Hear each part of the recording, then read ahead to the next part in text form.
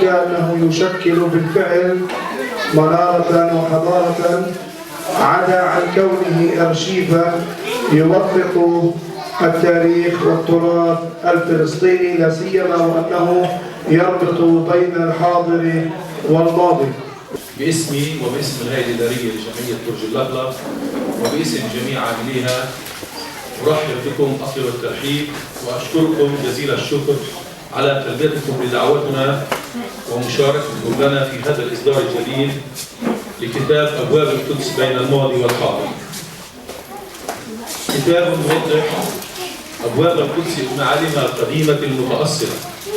جايين وأنا متأكد من هذا الحكي لأنه شعوري بفترض إنه هو شعور.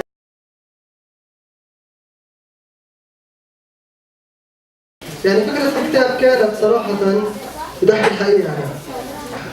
الحقيقة إني كنت رايح الزيارة عند صديقي رامي قاعد ورا. فكان عنده كتاب بنفس الفكرة، نفس المنطلق، ولكن إسرائيلي بشكل كامل. الكتاب هذا كان محطوط فيه كل الأماكن التاريخية في مدينة القدس، ولكن بالشكل الإسرائيلي